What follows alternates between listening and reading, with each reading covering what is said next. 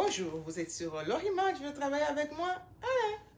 Alors là, j'ai une robe de mariée qui est déjà finie. Il y avait des corrections à faire. J'ai déjà eu à faire arranger les manches. C'était un peu trop long. Il est venu pour le premier essayage. On a déjà eu à corriger ça. Et puis, il y avait quoi encore à faire?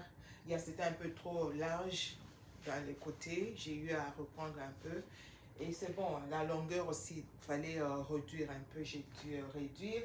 Et là, je vais te montrer comment on fait ce que nous, on appelle ici le basso. Chez les francophones, on appelle ça le faux cul ou la tournure. Voilà, j'aimerais présenter ça comme ça, la tournure chez les Français. Et là, j'ai eu à faire ce que eux, ils appellent ici French basso, la tournure française. Et la tournure aide au fait à garder la robe un peu...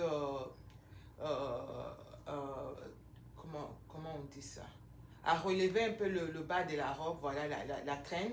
Tu vois, quand c'est trop long, pour juste après la bénédiction à l'église, les gens aiment bien garder leur traîne comme ça. Mais après ça, tu dois danser, la mariée doit danser avec le marié.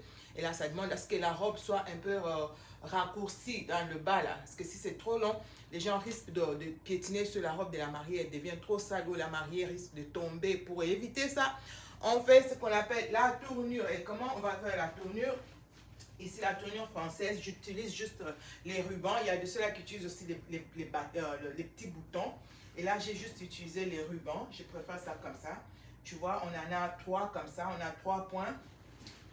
Ça va aller là, au milieu, et puis les 2 côtés. Voilà. Alors, je fais cette tournure.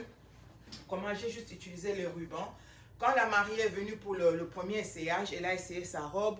Et puis, je vais pointer avec le truc. Je pense que j'ai eu à faire une vidéo sur ça. Non, je ne sais pas. Je vais faire ça prochainement avec une autre mariée. Comme ça, vous allez voir. Je vais épingler. Je relève la robe à la hauteur qu'elle désire. Ça ne touche pas trop le sol. Avec ses chaussures, bien sûr, on fait ça. Elle a ses chaussures sur elle. Et puis, j'épingle. C'était le milieu et les 2 côtés. J'ai épinglé ça. Je pense que je vais montrer cette vidéo-là.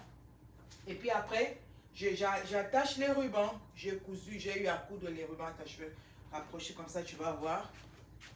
Il y a ça, il y a ce ruban. J'ai eu juste à attacher juste là. Et là, voilà, tu vois, non? Et puis le côté aussi ici. Et là, voilà. Et ici, pareil, là et là. Tu vois? Voilà. Maintenant, qu'est-ce que je fais? Je vais juste attacher ce ruban comme ça. C'est vraiment la tournure française, elle est vraiment facile.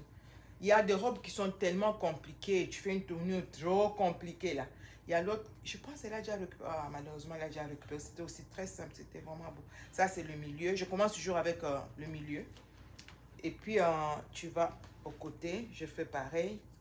J'attache. C'est vraiment simple, hein, tu vois. J'attache ça comme ça. 2 fois. Just to make sure that everything is in place. Juste se rassurer que tout est bien attaché. Voilà. Ici, on fait pareil. C'est ça, voilà.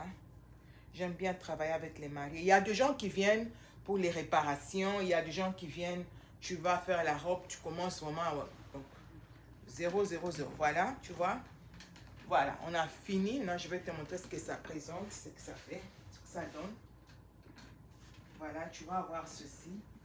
Maintenant, quand la mariée veut danser, sa robe ne touche pas le sol et tout est relevé comme ça et puis c'est très bien. Quand elle lâche ses chaussures sur elle, tu vois comment c'est beau? Voilà. Ça, c'est ce qu'on appelle la tournure française. Voilà, j'ai fini. Alors, c'est ça. Je vous dis à plus.